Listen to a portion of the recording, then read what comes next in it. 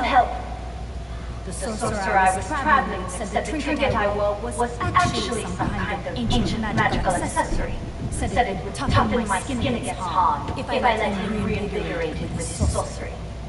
As you can see, he did that sure enough. Stupid bastard.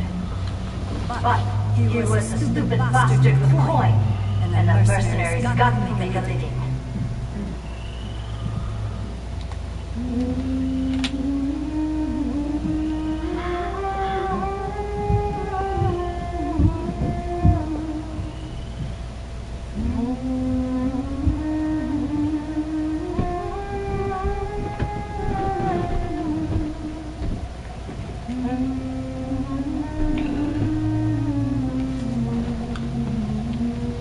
Wilmot wanted protection for a journey to Mornstead.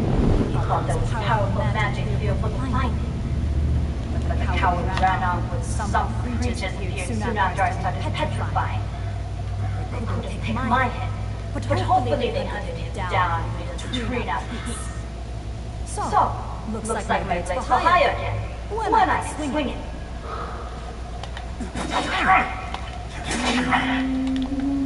Get this damn thing off me, and I'll be in your debt. And who doesn't appreciate having a favor deposit? Get this damn who doesn't appreciate having...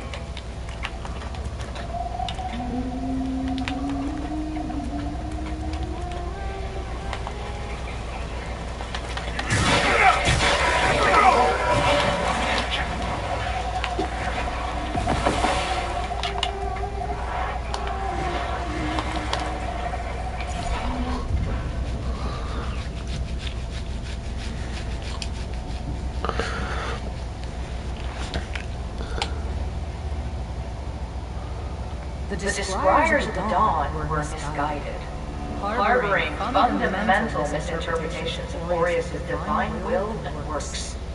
Many of the Mornstead nobles entombed in this crypt followed their teachings, believing it was the light of Aureus, not its stonework, which maintains this great structure. And yet, despite their ignorance, Aureus has allowed the bridge to stand. Is that not a sign of his benevolence?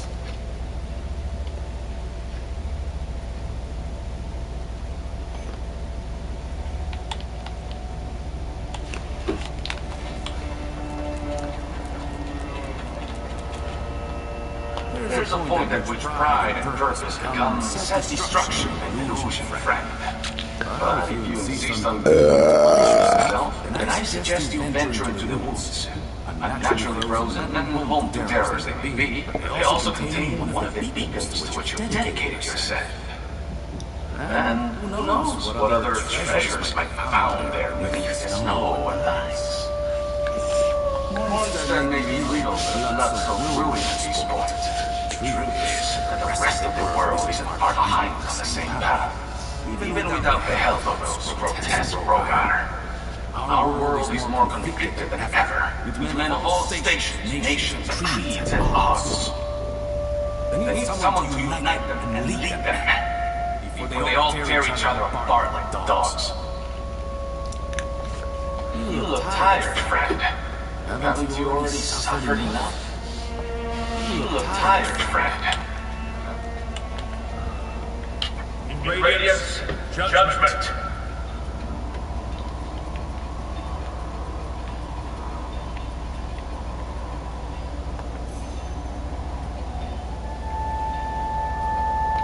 Our Immaculate Lady will bring redemption.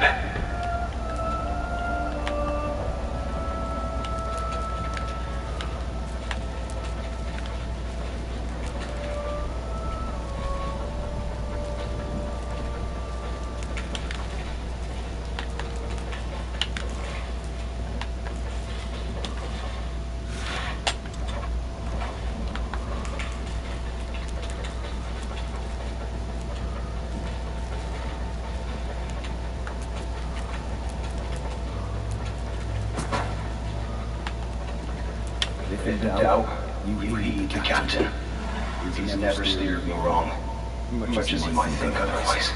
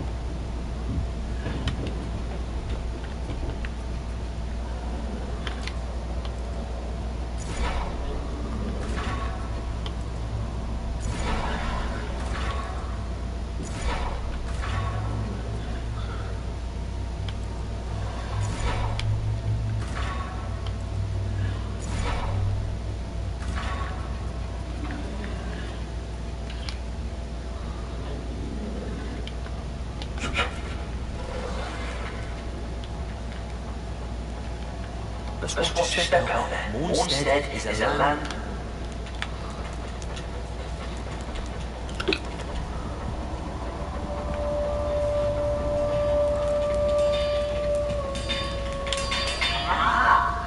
You again. Gelinda found herself a place to do a little business. She hasn't seen any other horse since arriving in this shithole kingdom. But, grow of humans, the honor and belief of weapons are a universal language.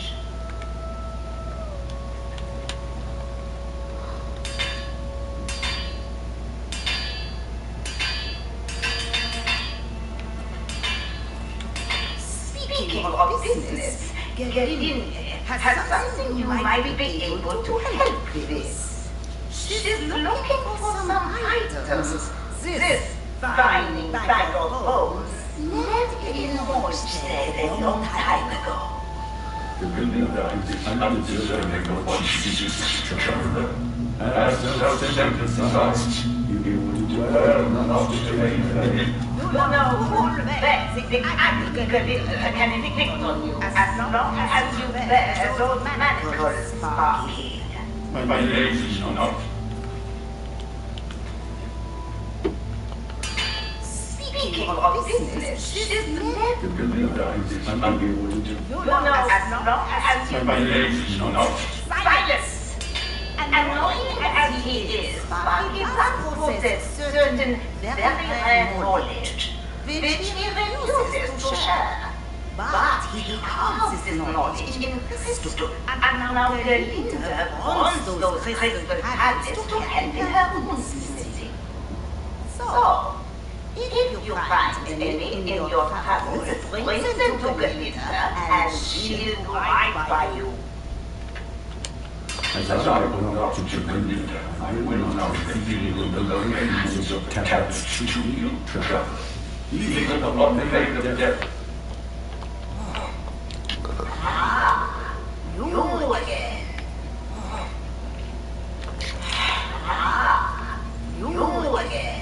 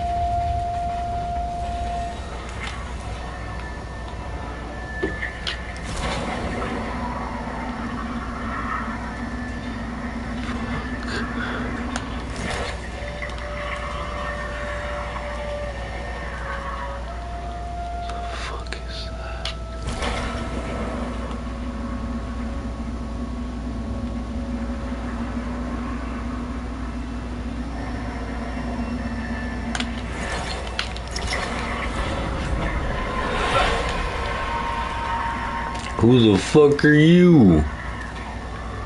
The lamp must be born until the favorite child makes themselves known. Only then can the remaining alien creation finally return to the void.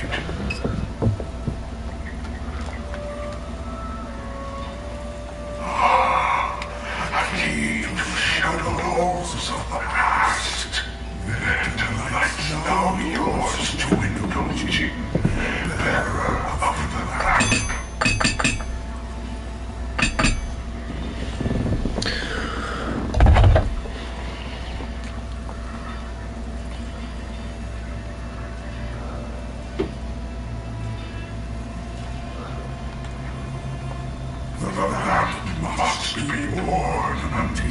the favored child makes themselves known. Then can the remaining carrion of creation finally return to the void.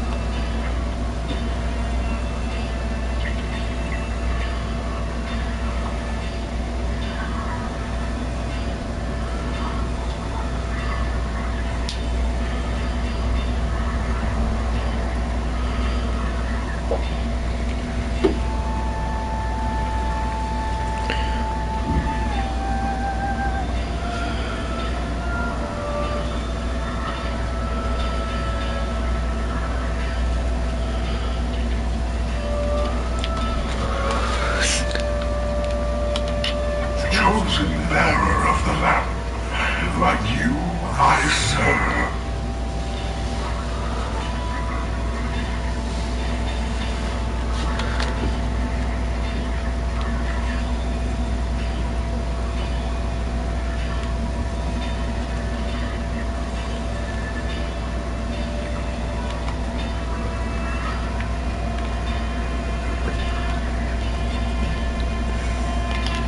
Until her regret.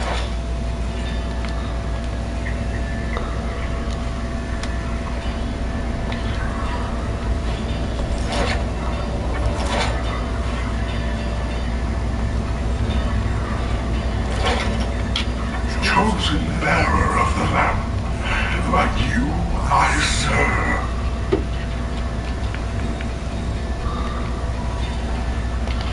Until her regret. Chosen bearer of the lamp. Until her regret.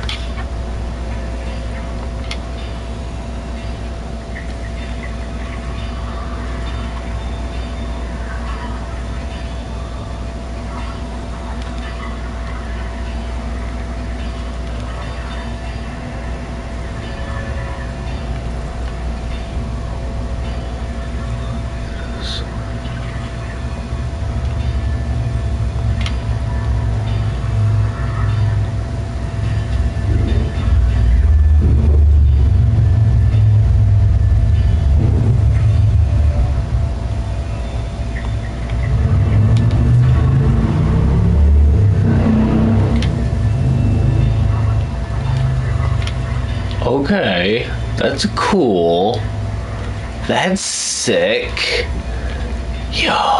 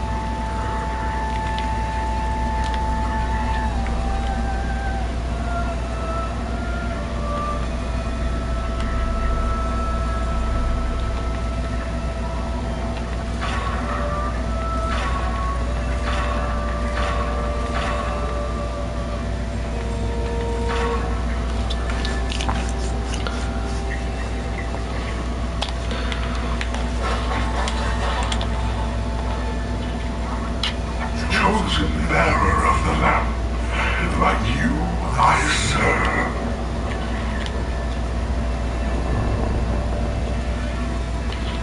Until her embrace.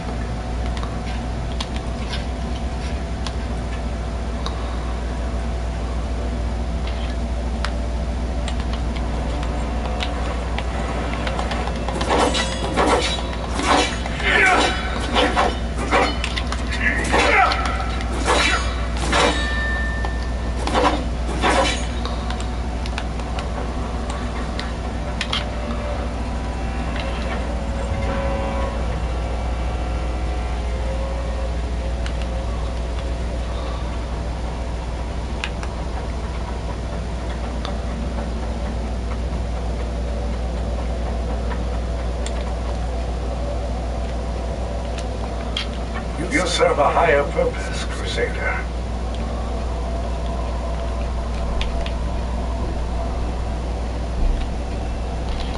To strive in darkness, in light we walk.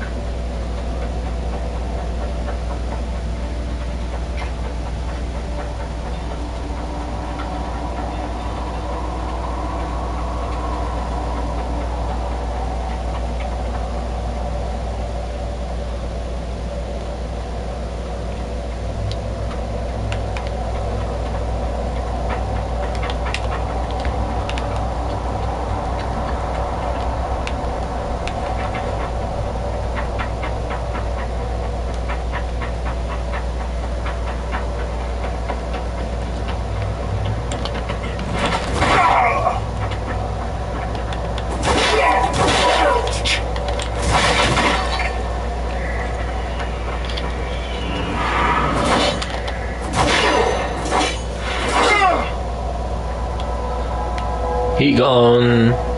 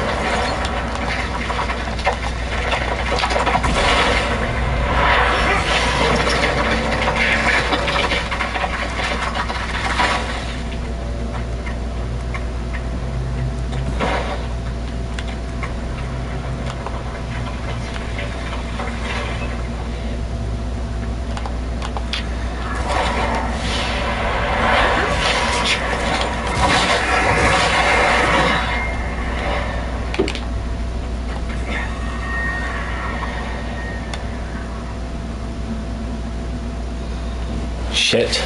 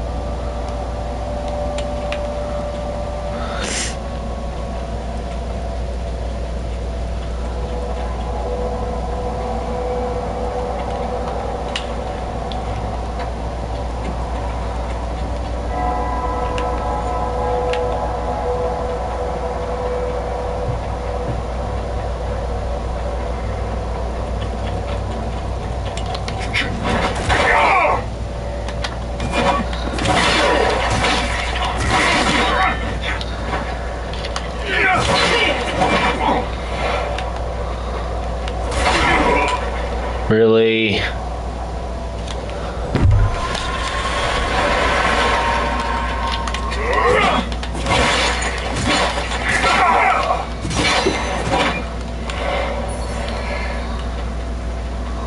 What the fuck?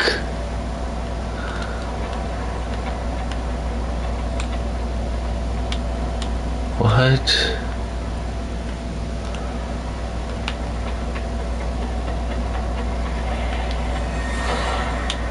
Hold up.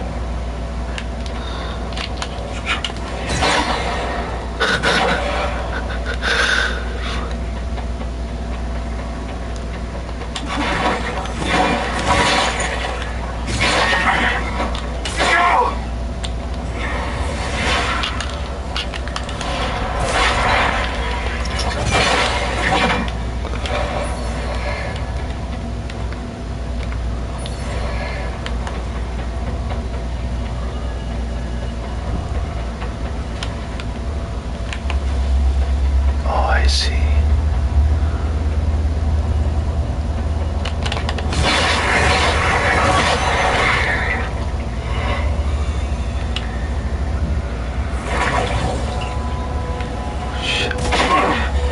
Really? Motherfucker. God damn it.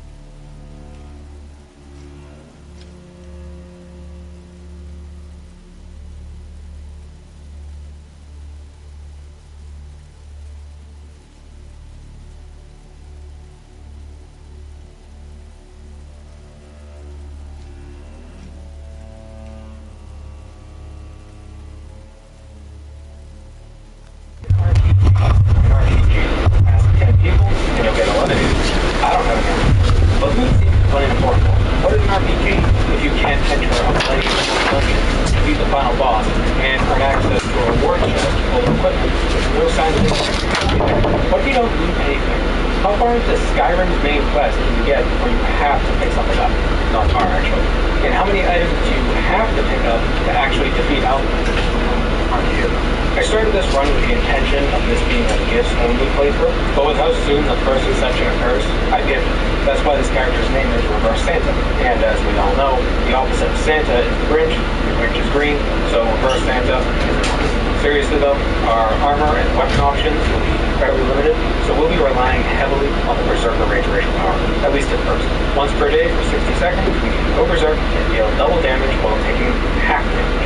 The best racial power in the game, if you ask me. You could argue that the High Elves' Highborn power is equally strong, but then you'd be wrong. Orc Smash. In order to avoid any misunderstandings, let me lay out exactly what I mean by looting. Removing items from inventory screens counts as looting. From corpses, pockets, chests, those sorts of things. That's looting. Picking up items off the ground and placing them in my inventory, that's looting. Even if I drop the item first, once it's out of my inventory, picking it back up is looting. Stealing is also a form of looting, of course. And even though it's not technically looting, I'm not allowed to purchase from merchants. If it feels like looting, then the point of this is to make it as inconvenient as possible. Pretty much any means of getting an item that isn't given to me is looting. Quest rewards, those are allowed. Although I'm not going to get Danger artifacts because that feels too easy. And I think that just about covers everything. Our goal is to minimize looting by any non-glitchy means necessary. We won't be phasing through walls with different plates, if you're concerned. It's such an interesting thing. Bethesda goes out of their way to make the Empire look like evil tyrants, performing extrajudicial executions of rebels and people they assume to be rebels, and yet the players still hate the Stormcloaks more. That's not to say the Stormcloaks are all that great themselves, but at this point in the game, you have zero reason to go to Hadmar after Alvin attacks Elvin. Oh, yeah, a dragon about to attack. I think everyone knows the story beats of Skyrim at this point, but for the 3 people who don't, I'll try to give a bit of context here and there. With the dragon conveniently attacking, our execution is put on hold, and everyone scatters. A few nameless schmucks get done in just to show off the power of the dragon.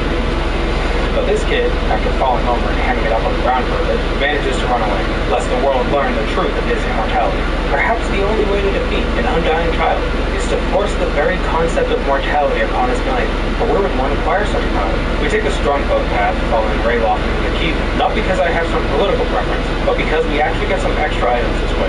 Like I said, no looting. But if items appear in our inventory, either gifted by an NPC or gifted by the Godhead or something, they're fair game. This will make Central. Rayloft unbinds our hands, we fix our field of view with the customizable camera mod. All mods are running are purely cosmetic and are listed in the description. And wait for the Imperial Bastards to attack us. Normally, you take Dungeon's gear and use it to fight your first chunk of enemies, but we can't loot it, so we'll be relying on flames and fists. All characters start with a flame spell by default, as well as a healing spell. All characters also start with fist by default because, no shit, one of the most noticeable mods we'll be running is the Precision First-Person Animation mod. It doesn't change combat, but it makes the attacks feel more weighty. And I like it. Maybe one of these inferiors have to be. Is this the first item we have to loot? No, actually. Rayloft will pick up the key and open the door for you, quite kindly. After passing through the Torturer's room, Bethesda really wants to aid the Empire, we get a tutorial message telling us to attempt to pick a lock. With this message, we also get 12 lockpicks spawned into our inventory by a force most mysterious and arcane. I had tried this run once before, and I followed Hadmar, and I never got these lockpicks. Was it a bug? Is this a bug? I don't know. But the 2 times I sided with Rayloft got me a dozen lockpicks, so I assume this is intent. As far as I'm aware, this is one of the 2 only ways to get lockpicks within the restrictions of this run. The other is getting arrested. A lockpick is automatically placed in your inventory when you're going to jail cell. Why did the guards give you one? Who can say? Maybe the Dragonborn always has one stored in his prison hole. If you serve your sentence, you don't lose a lockpick. So you can keep going to jail and getting lockpicks that way, or you side with Rayloft, you get 12 where nothing happens. The rest of the tutorial dungeon is more or less unchanged from a typical run. I'm using my fists instead of an axe, but whatever. Flames do a majority of the damage. What I can't remember is if Rayloft gives you a bow when the tutorial tries teaching you about stealth archery. We must have lapped him because he's nowhere to be found when we sneak by the bear. A bow might have been nice to have since we can easily receive arrows as gifts from hostile archers. If you ever find random singular arrows in your bag, it's because an archer shot you with it. It's really cool. Okay, just a few more audio tracks and we should be just about done with this, I believe. What'd you get under there? Underwear. That's what I thought. But are they the Boxers 2.0 by Manscaped? Today's sponsor. These boxers are designed to be form-fitting without restricting movement. The problem I've always had with boxers is the loose fabric bunching up in my hand sleeves, legs, and legs. The boxers 2.0 are snug where you want them to be, and spacious where you need them to be. The flat lock seams don't chafe, and the elastic band doesn't cut into your waist. They come in several color options, and you can get them in single packs or triple packs. Personally, I like the all black ones. I show them on camera, like last time, but I've been wearing them. They're clean, but it feels a little weird to show my used underwear. If you want to get a pair or two for yourself, you can get 20% off your next order and free international shipping by using the promo code JBN at checkout, or by using the link in the description or in the pinned comment.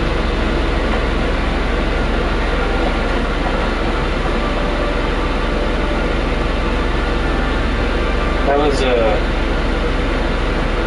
strange change of behavior. I hope that's not a portent for something. After leaving the tutorial, we swing back Guardian Stones and take the beach sign. We'll be relying on flames quite a bit, so leveling destruction is a bad idea. We won't be having this sign forever. Most runs I go to the nearby mine and gather the bandits' gear to sell for easy gold, but we can't, so we carry on to Riddle. Usually you talk to Rayloff's sister or Hadvar's father, take all the supplies they offer you, and head onward to adventure. But today, we'll just chat with Girder and then make our way to Whiterun. Going to Bleakfall's Barrow right now is an option, but I can't remember if there's any gear we get beforehand, so we crash. What is this, Oblivion? What the hell happened? It's like the game didn't even crash, it just closed. Quick look at my desktop to glean information about it. Informing young Balgruuf about the dragon attack in Albion does grant us a reward. A piece of gear from his armor. He is probably level gear, so if he came back later, it'd be better than this piece of unenchanted steel armor. But it's quite alright because I'm not going to wear it anymore. The reason may not surprise you. You see, I do these runs first, then I write a script while watching the footage back. So when I said I couldn't remember if we get any gear before we go to Bleak Falls, then the game crashed, I was being genuine. At the time of the recording, during the run, I wasn't sure. While writing that portion of the script, I still wasn't sure. Now, I'm sure. I didn't notice it gave me anything until just now, while writing the script. Or just then, when writing the script, because I'm recording the narration after writing the script, after noticing I got the reward. We won't be wearing the armor. The first gift we get, we don't get it. Oops. Farengar, Balgruuf's court wizard, needs a dragonstone from Bleakfall's Barrow to help him better research this whole dragon thing. Reverse Santa may be an orc, but he's a true son of Skyrim, and scales the cliffs below Bleakfall's Barrow with ease. Most runs, I raid that little bandit fort at the midway point between the bottom of the mountain trail and the tomb, but why bother with that today? Experience? Who cares? The optimal way to use the flame spell, and I guess the higher level version of this Shed of Flame magic, is to flick it on and off. It consumes less magicka, but applies the same burn effect that holding the spell would, so you get more burn for less magicka, I think. It seems to work decently well. Set him on fire, and give him a knuckle sandwich. Fighting through the bandits isn't so tough. This is a starter dungeon, so it should be easily manageable by any level 1 character, even one without gear. However, this is the dungeon that hits us with the first item we must prove. Arvel the Swift is in possession of the Golden Claw, and there's no way to get him to hand it over to you with Arachnid one. He's webbed up in the doorway. We need to frame him, but there's a giant spider in the way. The spider is actually pretty difficult to fight head-on, but we can abuse the fact that it is big, and the doorways are small. We throw some fire on it, wait for the debuff to wear off, throw some more fire on it, and repeat until it's dead. It takes a minute, but it's easy. Okay, spider's gone now. If we free Arvel, he'll run further into the dungeon, taking the claw with him. Even if he manages to survive all the way to the door that the claw opens, he won't actually do anything with it. All the sources I could find say he just turns aggressive and starts attacking. So we literally have no choice but to kill him and leave the claw off the body. So far, we need to move at least one item to beat Skyrim. It's effectively just a heat. The basic Draugr died of flames and fists without much fuss. The rest of those Draugr are a bit tougher, especially since they've got the pain-in-the-ass frost jets that slow us down. I know we're using the same spell but with fire, but it's not annoying because I'm the one using it. We got traps, so we're gonna use it. Think of it as a gift from the universe that we want to pick up. We joke about the doors being dumb because the puzzles locking their tombs are so simple, but what if they're not meant to be puzzles? What if it's not a security system? What if it's just a lockout tagout system? To get into the tomb, you need to get a key from the site manager. There are different keys for different departments of the Dragon Vault. That way they know which department most recently opened the door. It's a way to keep track of it. Just because our golden claw opened this door doesn't mean it's the only claw that can open this door. It's just the only one that survived the centuries.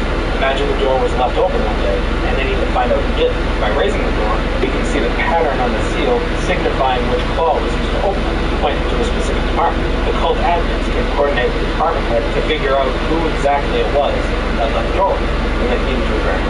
Through the door, past the bats, you learn a magic word, just like that. This causes the Draugr Overlord to rise from his grave. He's not much different than a regular Draugr, except he has more health and sometimes he does. We depleted most of our magicka, getting down to half health, but I got ahead and saved a level up we got earlier in the dungeon. This restores our magicka and lets us allocate 10 more points to magicka, and we can pick our first perk, Novice Destruction. Novice level destruction spells cost half magicka. Flames is now way cheaper, half as cheap, one might say, because that's what it is. We finish the fight with a bit more fire and a couple punches, and we open the Draugr's inventory.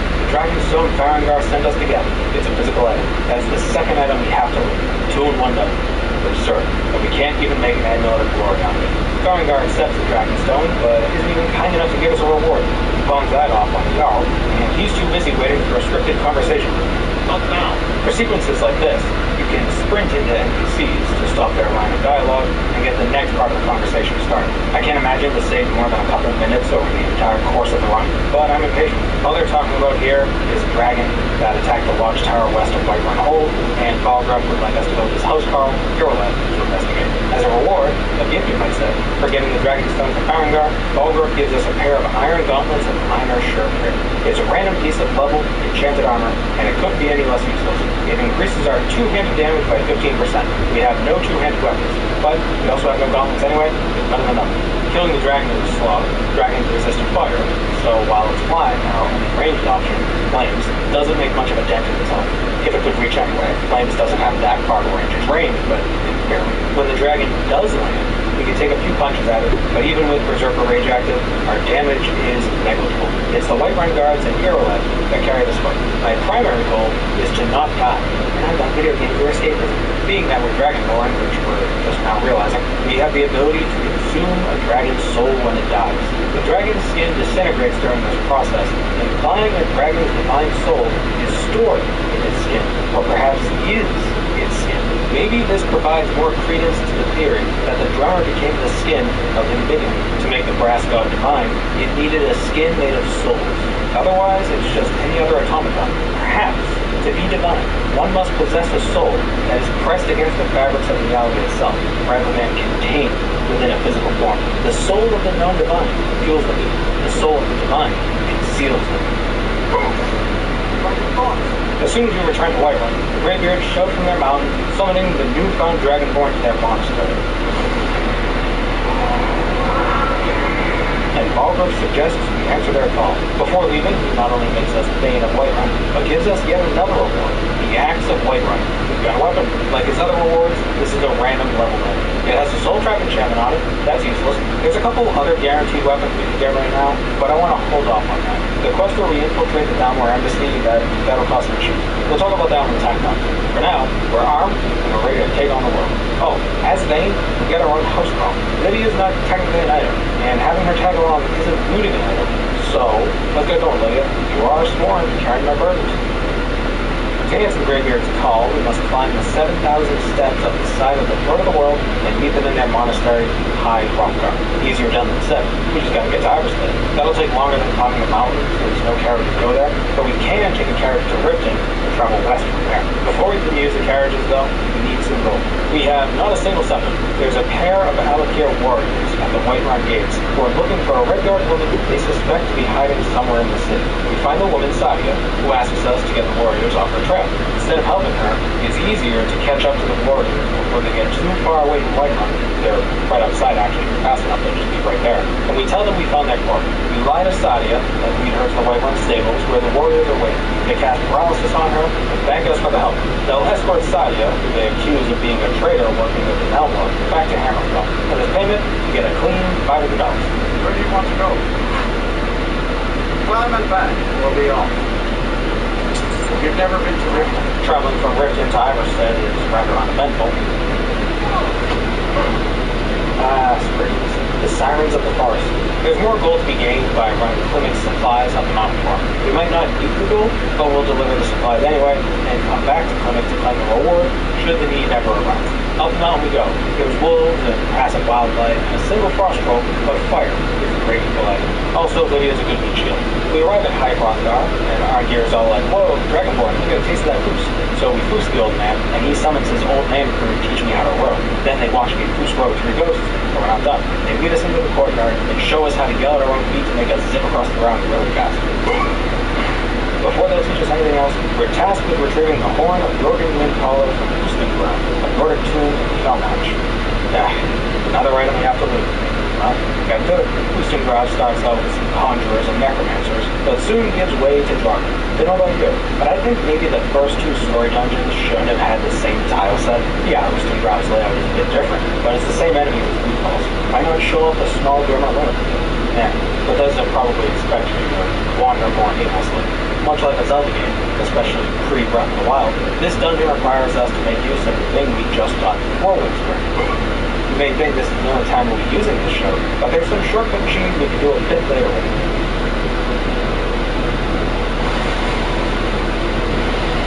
Oh no, the horn is not here. There's just a note telling us to rent an attic room at the Sleeping Giant Inn in Riverwood. It appears that someone else has looted the horn before we could. Fortunately, we don't have to take the note with us, so our loot count is still sitting back at Riverwood, a familiar place if you've ever been served a news article about Skyrim. I say news. It's more of an article reporting on a writing break. I digress. We rent the attic room, but Delphine here says they don't have an attic room. Whoever wrote that note is a moron. It was Delphine who wrote the note. She took the horn, and she freely hands it over to us. No looting required, but she'd like to have a word with us. She's a Blade, the Imperial Special Forces, basically. They used to act as personal bodyguard of the Emperor. If you've played Oblivion, you know how good they are with that. The Thalmor began hunting down the Blades after the Empire signed a peace treaty, the White Gold Concordat, with the Unmarried Dominion. None of that matters. It's all political chat. What matters is the next step of our quest. Delphine wants us to prove where the dragon went. Dragons, she's discovered, haven't just been returning. They've been resurrected, rising from their burial mounds. She knows where the next one will awaken. If she wants to see us kill that dragon, then eat that dragon. Before our lunch date with Delphine at Pinesgrove, Darmok and July at Tanagra, we return the horn of Jorgen Windcaller to the Greybeards, who teach us the final word of Skyrim's most iconic shout, Da. The full shout, Fusro Da, translates roughly to become ragdoll idiot, and then all the old guys yelled us. If you save and load, you can skip to their next line of dialogue. Gotta save those frames. To Kynesgrove, much like our first dragon fight against Mirrorwind, the fight against Salopnir is more of a battle of attrition than a test of skill. It's 3-on-1. As long as Delphine or Lydia keep his attention, we can chop at his haunches as much as we please. Once the dragon dies, we slurp up its soul like spaghetti and demonstrate to Delphine that we are indeed the Dragonborn. Our next step is figuring out why the dragon is coming back. Why all of a sudden? Delphine believes that Thalmor may either be behind it or know something about it. While she formulates a plan, we're going to take a bit of a diversion. Her plan will involve infiltrating the party at the Thalmor embassy, and that means we're going to lose all our stuff. Normally, you get one of Delphine's insiders to smuggle the armor for you, but you have to loot it out of the chest in the embassy. What he doesn't smuggle out, Delphine holds onto in the chest of the Sleeping Giant. So before we move forward with the main quest, we're going to get some other stuff out of the way before we lose all our stuff. First, the gold we got from selling out Sadia, we want to spend. The most logical choice is these carriage trips to each of the holds so we can unlock them as fast travel locations and never have to think about carriages ever again. Next, we pick the lock to the Aretino residence in Windhelm and pick up the quest to kill well at the time. Extra. The kid gives us a plate as a reward. Could sell the plate. Selling isn't looting, but who cares? I'm more interested in a little bit of R&R. Killing people is tough work. Warrants the occasional nap. Ah, damn it.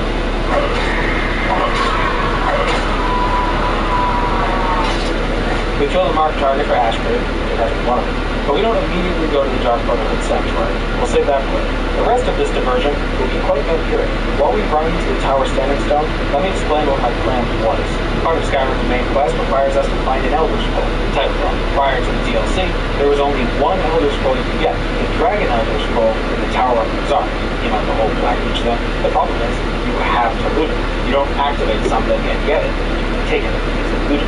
But the Dawnguard DLC adds 2 new Elder Scrolls, Blood and Sun. It's been a minute since I played through the Dawnguard DLC, but I could have sworn you're given the scroll as a quest reward and not as something you have to pick up. It's something that's just handed to you. The problem is, during this run, I was under the impression that you get it sooner than you actually do. You don't get it until all the soul camp stuff. And getting to that point, the Dawnguard questline requires looting several things.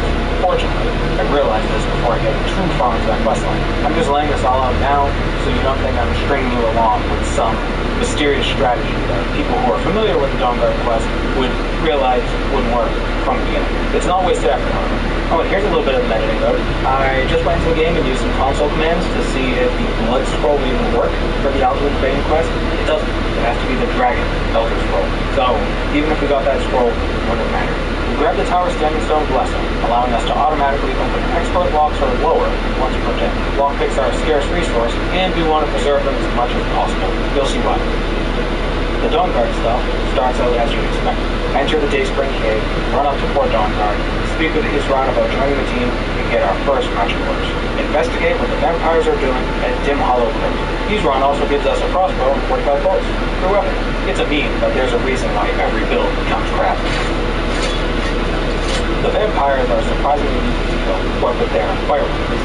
It's the Death Hound that fights. Olivia's a champ, and she goes for them while we handle the easy rounds. The key is to wait for one of the NPCs to survive their battle, then engage them while they're weak. I'm sorry, how did I miss Undead Spider-Woman? The Master Necromancer defeated it, but resurrected it when he engaged in combat with us. Fine by me. Vampires are much easier to kill than spooks. Spider-Man. It seems vampires are weak to fire and gravity. What kind of vampire dies by falling? A strange button in a centuries abandoned crypt full of vampires. What's the worst that could happen? Ah! I went straight through my friggin' hand. Anyway, push the brace.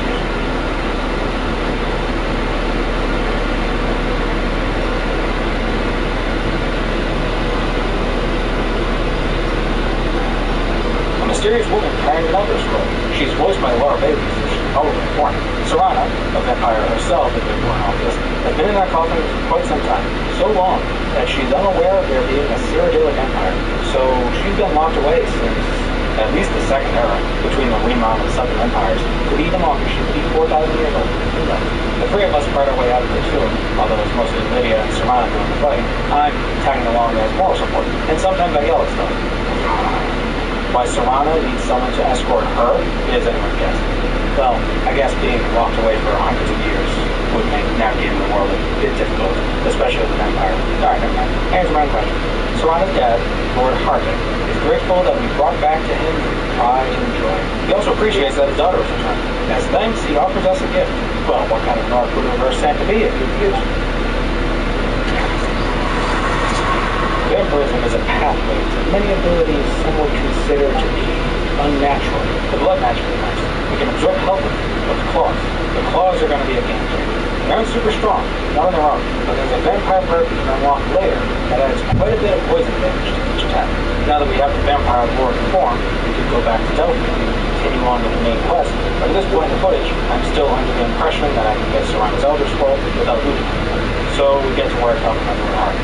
His first job for us is filling the Bloodstone Chalice with blood through Bloodspring and the Redwater Den. Then we gotta throw some vampire blood in with it for good measure. The Redwater Den is a scuba den, but vampires mix in a bit of something to make the scuba more vampire. Leveling up as a vampire is a bit different than normal leveling. By using blood magic to defeat enemies, we gain Vampire Lord XP, and with enough XP, we get a perk point for perk. In summary, there are several non-aggressive low-level humanoids here for us to kill, so we kill them. There's an adept door blocking our access into the deeper parts of the den, but it's no match for the Tower Standing Stone. The dungeon is full of vampires, even a master vampire, but they can't stand against the full might of Vampire Ward. You know I'm powerful because I float instead of walk, or the dragon beast. The boss of this place is Benares Vulcan, and he carries the key to the door separating us from the Bloodspring. Killing him is easy, but there's still a matter of that key. The whole point of this naive as it was, is to avoid having to loot an Elder Scroll. If we have to loot a key in the process, then we might as well loot the Dragon Elder Scroll itself. But here's why I wanted to do this before going to the Embassy. Just because there's a key doesn't mean the door can't be picked. It's a master level lock door. We have 12 tries to crack this big door. Obviously I saved beforehand just in case I failed too many times. This doesn't trivialize the lock door. That sweet spot is randomized whenever you open the lock picking interface. Reloading the game changes the lock, so we can't really save stuff, at least not effectively. After a few dozen attempts, the lock pops open. We enter the cavern containing the Bloodspring. As soon as we fill the chalice, a pair of vampires from Harping's Court, Salonia and Stalf, appear from the shadows, as vampires are wont to do. They want to take the chalice from us. Betrayal. They must have not known we could turn into a bat monster.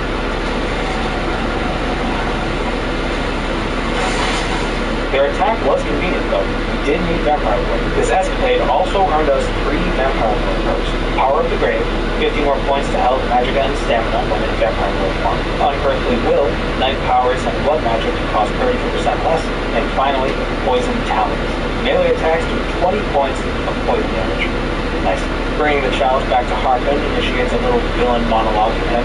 Prophecy, Elder Scrolls, the sun sucks, grass should remain untouched. You know how it goes. He sends us to find a moth priest. One of them academic fellows who can read Elder Scrolls without immediately going to blind. And Serana is coming with us.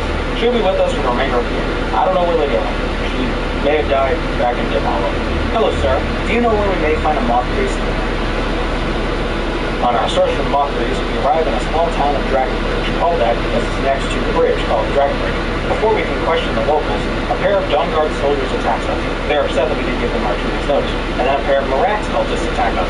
That's the wrong DLC. They use fire spells, and it's midday, so our vampirism is quite hindrance. We can't even go vampire mode because then the townsfolk will attack us.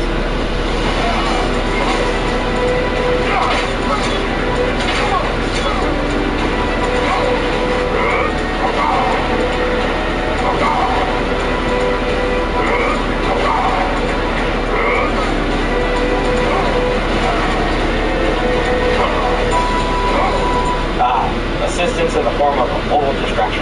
Every time I tried to do that before the guards showed up, they put up a ward and it nullified the show completely. Which is dumb because the Thuum isn't magical based. It's tonal manipulation, it's tonal manipulation, it's different. Jumping ahead a bit, we find the moth priest's Imperial escort ransacked on the side of the road. Nearby, we find a letter on a vampire's corpse.